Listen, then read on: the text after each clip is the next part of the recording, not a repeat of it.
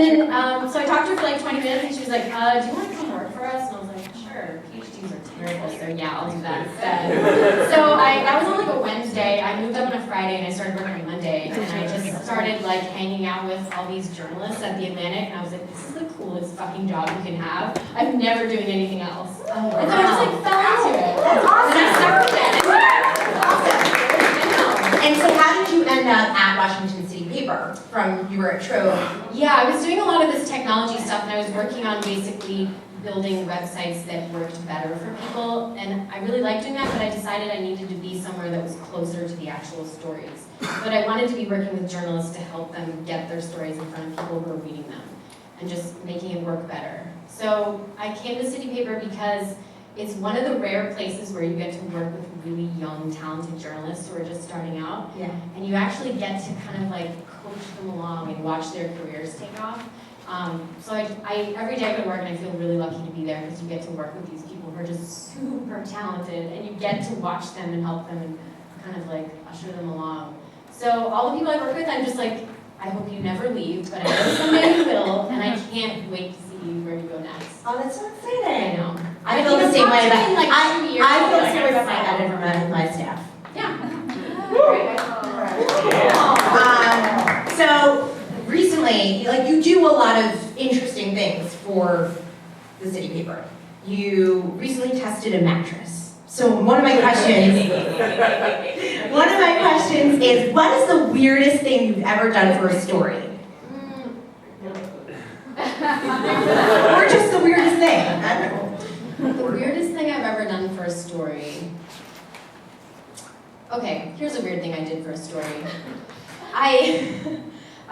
This was a few years ago. I was working for Al Jazeera, and I'd gone out with this guy that was just really just a dud. He wasn't a bad person, he was just really boring, like he couldn't pick up a conversation.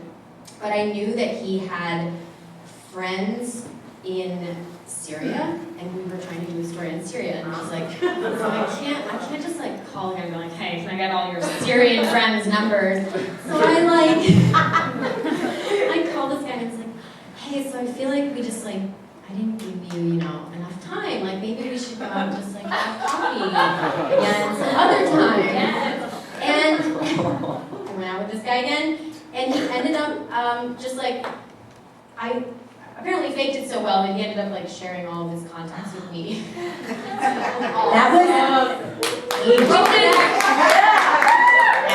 That's the original plot of Never Been Kissed. I know.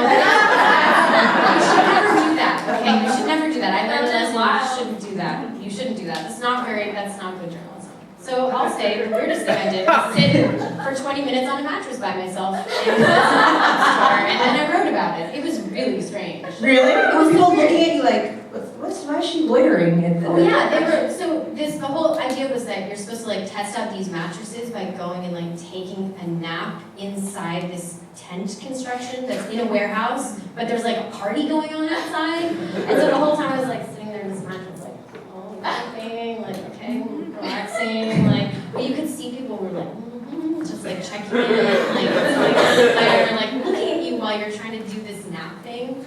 So that was like the most weirdly existential experience I've ever done. I've definitely talked to total weirdos when I've been like trying to interview them for a story, or I've like, for a hot second, I strongly considered going to Kyrgyzstan to like help this war photographer. I was like, this sounds like a great idea. He like can't write really well, but he's taking really good photos. Like, maybe I should just go over there and like help him write. And then I was like, I'll get shot. So. Terrible idea. If it leads to getting shot, I generally say no. Yes. So now I feel like most of my reporting I do from the safety of my desk. Okay, and so earlier tonight, we were putting together the fashion shoot, right? And one of the editors made a comment about, I'm from Washington, D.C. So one of my questions for you is, what is something about working at Washington City Paper that is so D.C.? So DC. You know when people are like, that's so DC.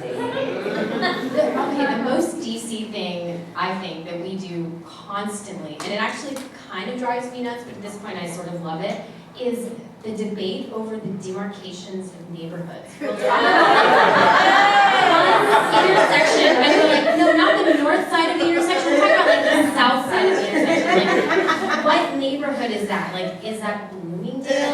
it North Bloomingdale? Can we call it Nova? And DC is so strange in that you can have these neighborhoods that are like the size of a postage stamp. And we will spend probably 25 minutes, like easily. Sarah's giggling because it's true.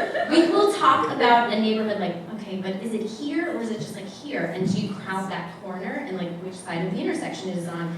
To me, that's the most weirdly DC thing that we do. And it's only in the past like couple months that it has stopped driving me up the wall. I think by round of applause, how many of us here embrace that though, right?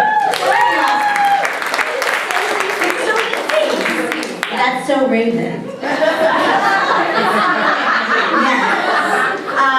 So I like this. So, I was lightly stalking you today, as I do. I'm very flattered. Yeah. I kept seeing these notifications on Twitter, and it was like, someone liked your tweet. And I was like, I'm so popular. And it was like all these. What's up? You tweeted that, and I love this. You tweeted that you were going to shoot your mouth off on stage. So I'm going to give you 60 seconds. Like, Emily, I want you to just rant. Like, this is your moment. I want you to shoot your mouth. For me, for So DC, for Raven. And Clock. If I had $1 for every horrifically sexist experience I've had working in journalism, I would be the richest woman alive. I mean, if we had, I could sit here till midnight and talk about the horrific sexism that I've experienced in journalism, but I'll give you some funny examples.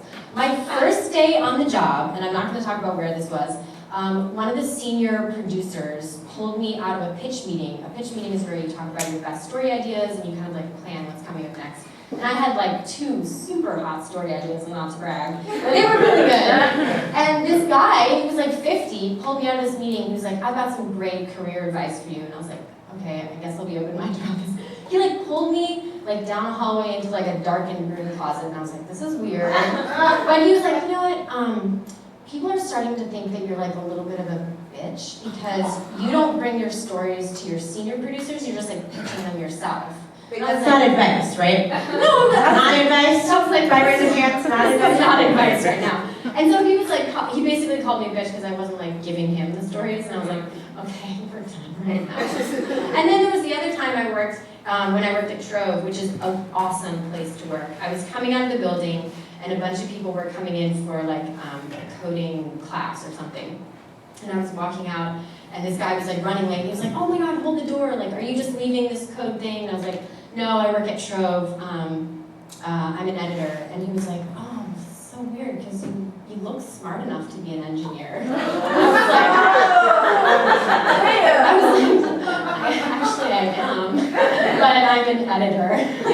And then I had to like buzz him into the elevator, and so I was like doing the key card, and he just kind of looked, and we were like waiting a second because it was being slow, and he was like, this didn't really turn out like the way I thought it would. I'm sure it didn't. What was he hoping for? I think that was his pickup line. Like, he was trying to be like, oh, you could be an engineer, like, if you wanted it. Yes, sir, undermine my intelligence and my looks, and we'll go out forever. You know, we could be here all night. Those are my 60 seconds. Oh, but it's do we like it? It's real. Do we like it? It's real.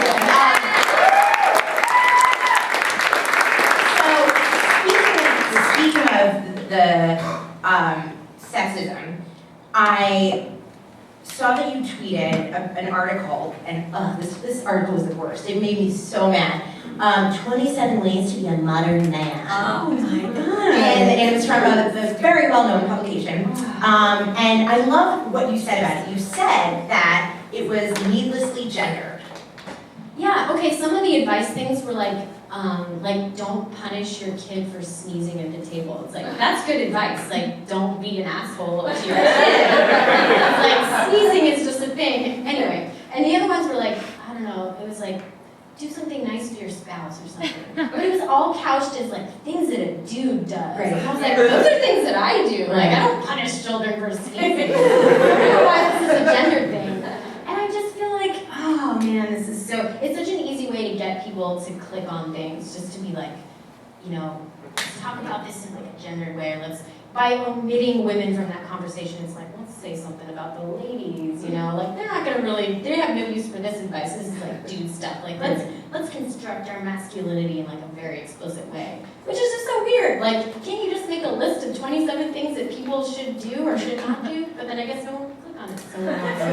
So this is my question: when you are working on stories for the paper, do you think there is a time and place for gendered content? Is it ever a debate? Is that like a hot button issue in the newsroom?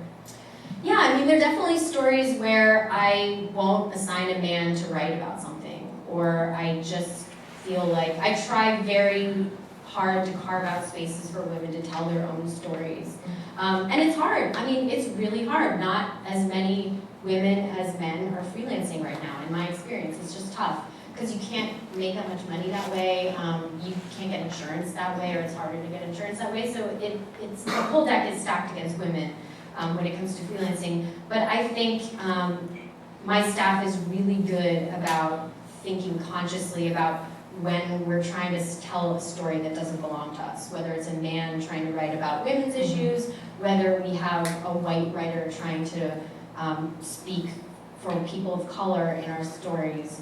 In our culture, we're very conscious about it. It comes up every day. We were planning our people issue today, and we're very explicit in trying to make sure that we have representation for women and people of color in our paper, because honestly, journalism is still dominated by rich white kids. Like, it's inevitable. It's really tough to get a job if you haven't had unpaid internships. Which is another sort of... So DC. So DC, right? It's so DC. So unless you have parents who can, like, you know, pay for you to do 2 years of, like, unpaid work, it's really tough to get ahead. So I think we're just really aggressive and explicit and conscious about trying to make this. Well, I think everyone would agree that you were doing a great job. Thank you.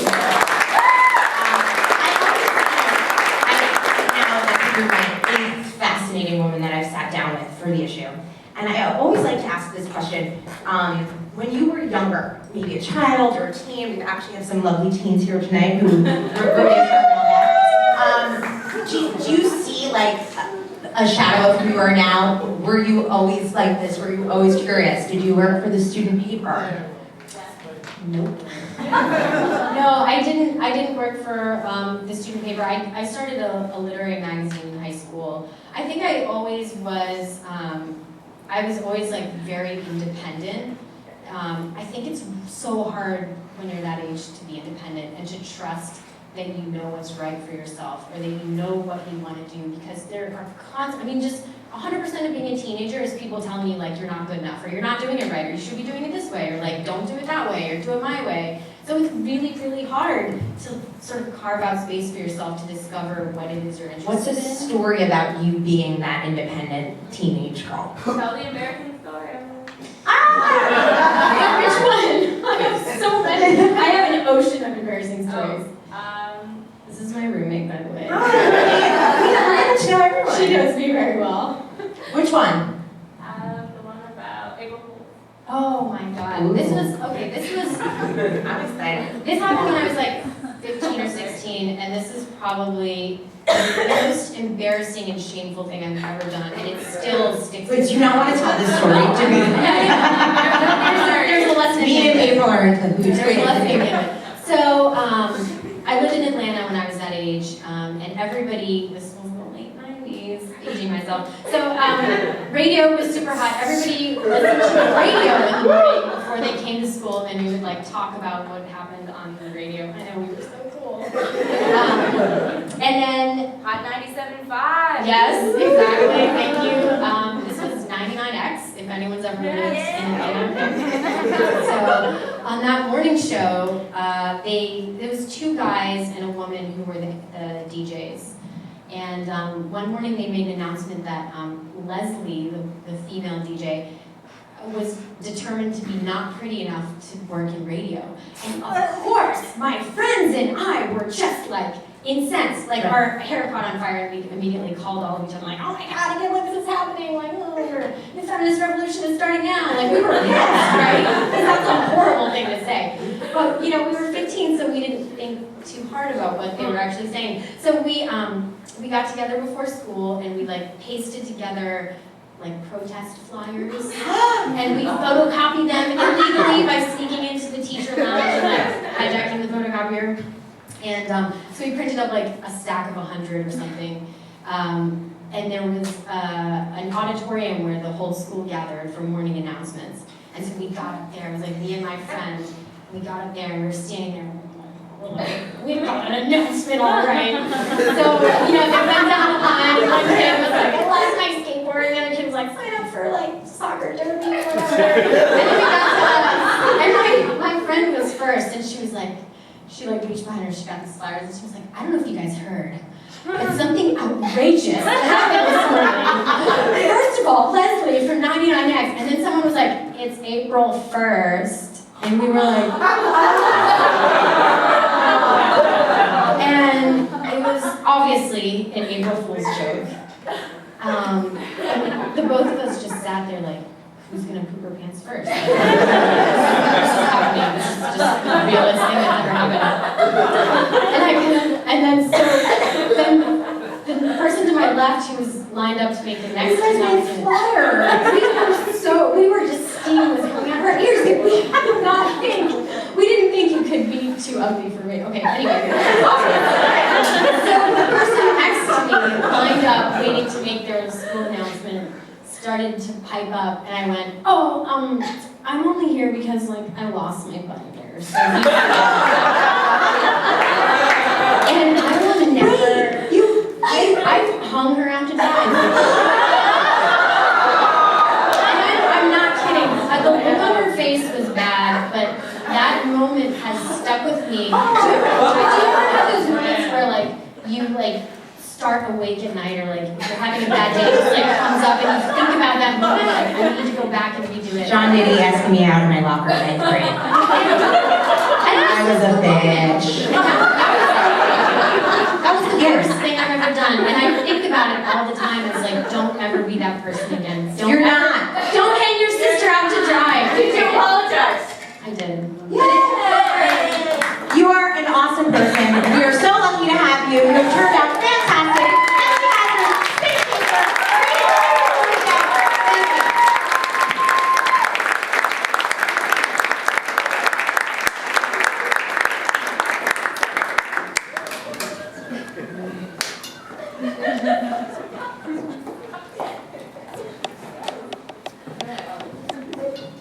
Welcome to the neighborhood. Thank you. Stay on your side. That's right. Okay, I just thought I could just sit on my porch, and I didn't expect all this. What is this? Our neighborhood is your porch and my porch, separated by this slope. And yours? Our neighborhood is everything else. Really? This is a neighborhood for us, just right here, and they get everything else. That doesn't sound fair. It's not. I mean, honestly, it's not, because yours is so cozy, and we're just like, oh, this is Yes. okay. Let me give you a little piece of advice. The neighborhood's small. And we're going to have to get along.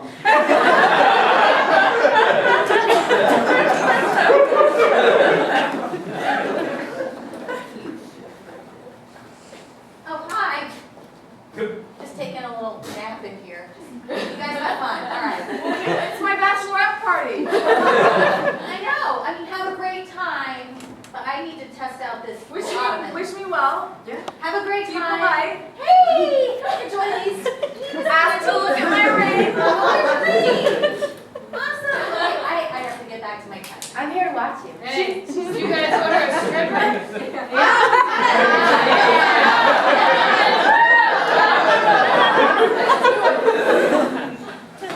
And Jackie is, really sorry about what happened in that meeting.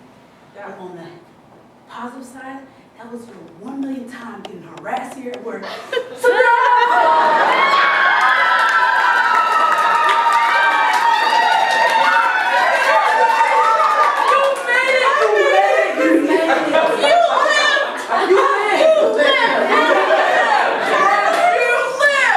That's sexual harassment to actually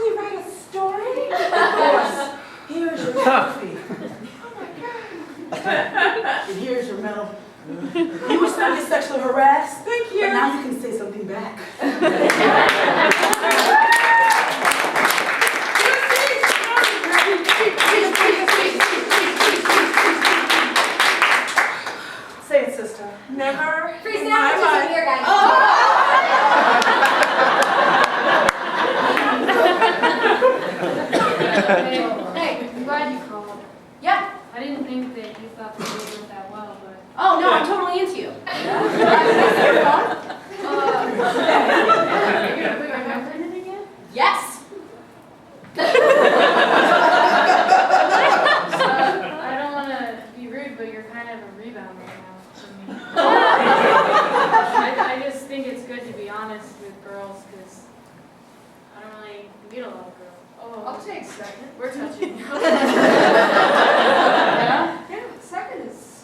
Okay, Hey, what's your passcode? I'm on it. Yeah. Cool, can I have your keys? Oh, yeah. Great. Love you.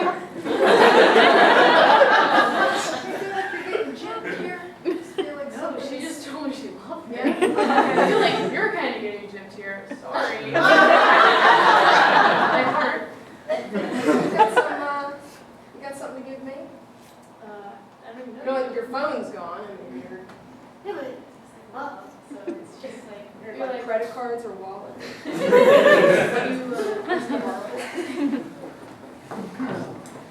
Good morning, students. Hello. All right, is everyone ready for class announcements? We have a number of students like, hey, Albert, I see you. I see you. All right, we have a number of students here. All right, who's first? Okay, all right, Cassandra is first with her announcement. Come up, Cassandra. My announcement is whoever put that mustache on my student council poster is going to be dead! D-E-A-D! Dead! That is our champion speller, Cassandra.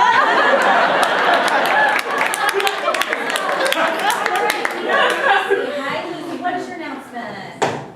I cheated on algebra. I'm sorry. I just had to get that off my chest. I cheated in test 2. I have A's and B's. I don't get. This is serious. Mr. Wilson, guidance counselor, you need to go speak with the guidance. Anna? Again? It's real serious.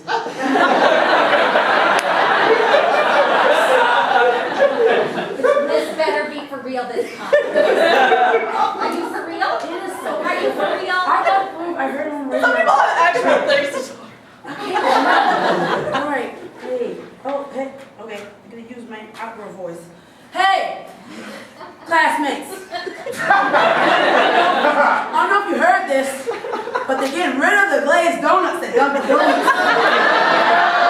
It's a real tragedy, okay? Having a protest, having at 3:30 p.m. Going on down, right down to the Dunkin' Donuts. I know what we Sally. Albert, stop putting pictures on Snapchat of you and your new girlfriend.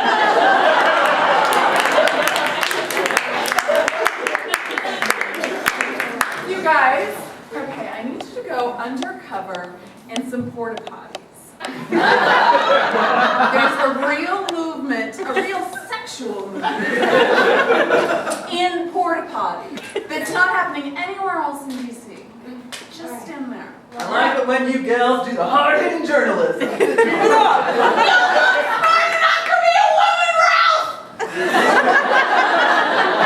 right, you guys. We're not getting paid, so. Yeah, this is an unpaid, I get it. career-enhancing, toilet going. We're gonna be able to get exposure. Oh, you are going to get so exposed. Just go in and let whatever happens just happen. I'm gonna take my fry boots off first, because my mom bought those. Yeah, for me. okay. Should we be covering ourselves? Did we get any special clothes for the assignment? Special clothes. Nothing, okay. Okay. Yeah, nothing. I mean, unless you... My mom has some air freshener in her purse, she's waiting for me. I'll go grab it. She's really good. She's really good. And you know why? Because I know her mom. once my advisor at another job that I had, so she kind of owns me. I get the double stall. She gets the double stall. She gets the cute guys with beards too. That's a must. Second graders, it's recruitment day. You're going to figure out your careers today, and I cannot wait to watch you grow and turn into amazing older adults. So we're going to have some recruitment officers come by and tell you about their jobs, and then if you like one, you just go with them. Like leave? Like, don't come back to school. Officially an employee of theirs, and I love to watch you grow and go. Oh, here's Miss Ryan. Hi, Tell us about what you do and how you can interest the second graders. my name is Miss Ryan. I'm an anthropologist. What? And I hide out in bushes and watch people live.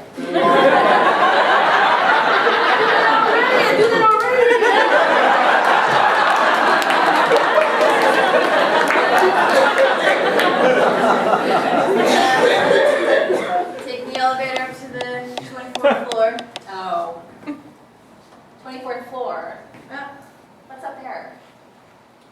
You look like someone who would just know what was on the 24th floor. Me? No, I'm new to the building. I'm sorry. That did not come out. It's a long ride. Yeah. Oh, you taking up to the 24th? Yeah. Hey, good luck, man.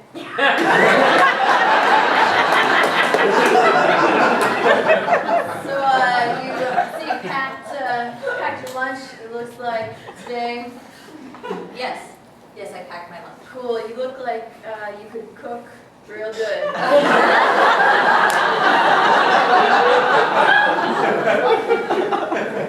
look like I should cook. Yeah. But I mean, I'm saying you like you eat like a lot. If you were gonna prepare a meal, like maybe for yourself and another person, it would be tasty and delicious. Like I should be at home preparing meals instead of in the workforce. Yeah, if that's your choice, I guess. Yeah, it's cool. Yeah, this is a long ride. Hey. Excuse me. Should I make sure? I work here. Yeah, it's not gonna go over well, bro. I'm an engineer.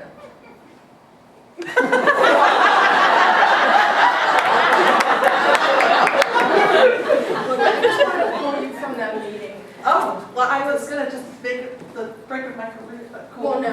So, here, just come on. I want to take you down this hallway. Down this hallway. And just something I really wanted to talk to you about, because I feel like you're somebody who. But it's just a little further. It's like, I want to talk What is to you there about a dream? about career, because honestly,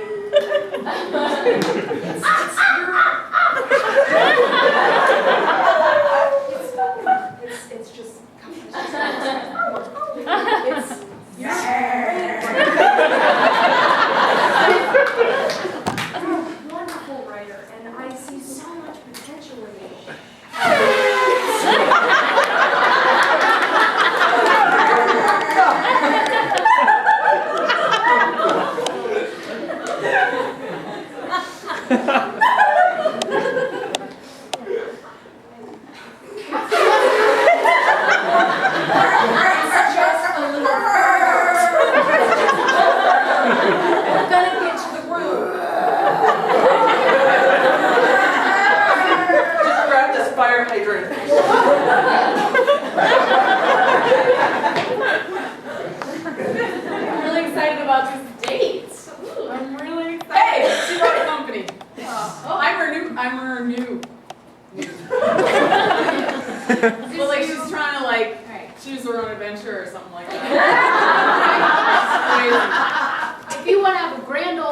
flip to page 1. Flip me. If I have a shit time, flip to the end of the book. Oh, some people like shit. Some people like shit. You're working on your PhD, right? Oh yeah. Every day. Except when I'm with you. PhD? Looks like a PS, you pretty small dick. Said it. Page 2, PhD. Pretty herpes stick. Okay, I got page 4, PPD, porter potty dick. Sorry. Oh, in there, it's the porter potty. Writing about the Yanomamo tribe. Okay. And how their rituals. Oh. You're gonna I'm just gonna find the secret. Yeah. It's dirty. Like you're on a social media. Sometimes, yeah.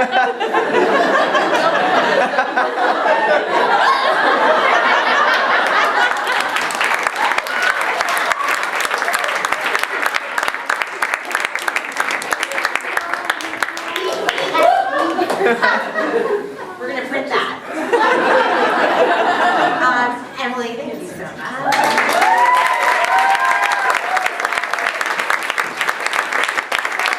Unfortunately, our time is about to come to a close. We have one page left. And this is my favorite page of the magazine. It's where we get to the heart of the issue. What has mattered most, what we want to resonate with our readers as you finish up reading the book for this month. Ladies and gentlemen, put your hands together for This I Know.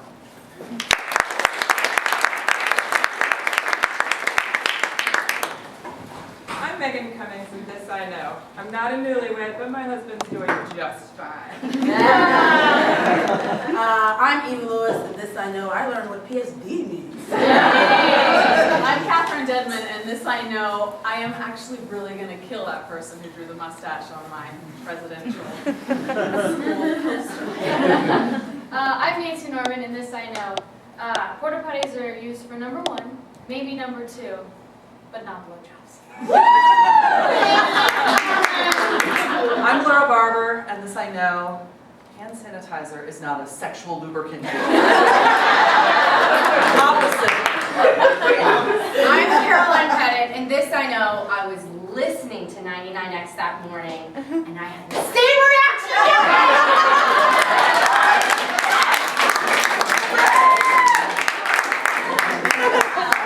I'm Molly Murchie, and this I know. I am glad that that dude who played Theseus knew that a 16-year-old thought he was fine as hell. I'm Jenna Hall, and this I know. Trust Planned Parenthood.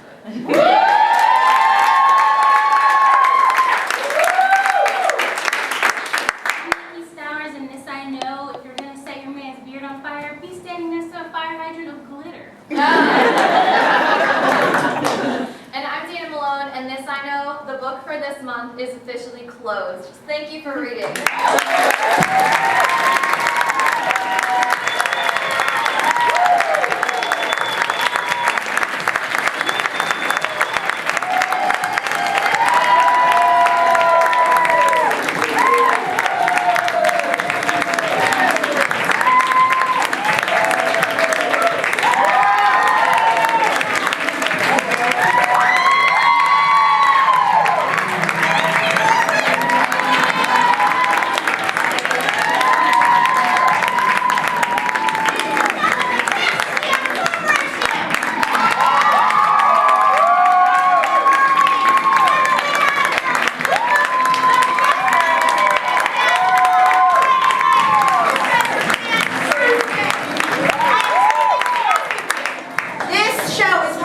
Festival of plays written, produced, directed by women. Support women in the arts.